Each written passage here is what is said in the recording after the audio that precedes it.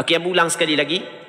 Kita ada sebahagian daripada masyarakat kita, dia pernah dengar nama dan dia pernah sebut sembahyang sunat isyraq. Perkataan isyraq bahasa Arab. Sembahyang sunat yang dilakukan ketika terbit matahari. Soalannya, adakah sembahyang sunat isyraq itu adalah sembahyang sunat yang asing daripada sembahyang sunat duha, ataupun sembahyang tersebut adalah sembahyang yang sama dengan sunat duha? Di sini ulama berbeza pandangan. Okey, apabila berlaku perbezaan pandangan, yang pertama kita nak tengok mana pandangan majoriti ulama dan manakah pandangan mu'tamad. Kita nak tengok tu. Dia pandangan mu'tamad ni pandangan yang dipegang, yang difatwakan.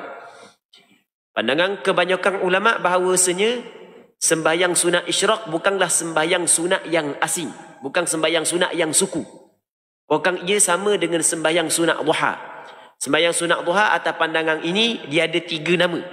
Sembahyang sunat duha, sembahyang sunat isyraq, dan sembahyang sunat awabin.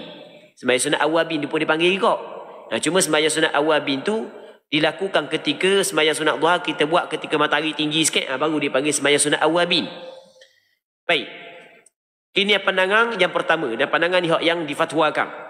Namun di sana ada pandangan, maksud difatwakan di sini bukan difatwakan di negara kita, difatwakan di dalam mazhab Imam Syafi'i.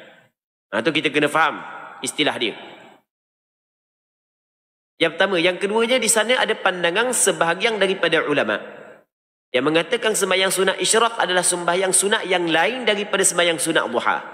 Iaitu pandangan Imam Ghazali dalam kitab Ihya Ulumuddin, dan ada sebahagian daripada ulama yang sependapat dengan Imam Ghazali dalam masalah ni. Cuma atas pandangan yang mengatakan di sana ada sunat yang dinamakan sebagai sunat isyraq, maka perlu dilaksanakan sembahyang sunat isyraq tersebut ketika matahari naik sekali. Sebab ada sebahagian daripada orang kita, apabila sebut nama sembahyang sunat isyraq, tiba-tiba nampak waktu masuk dah waktu isyraq, matahari terbit. Padahal baru matahari terbit, dah naik setinggi lagi. Nyebahan dah sembahyang sunat di situ. Waktu tidak dibolehkan. Kerana kita kena ingat, di sana ada 5 waktu yang dilarang oleh Rasulullah sembahyang di dalam waktu tersebut. Antaranya adalah ketika matahari naik, matahari terbit, sehingga tinggi matahari. Okey, itu yang pertama. Yang keduanya, muslimin muslimat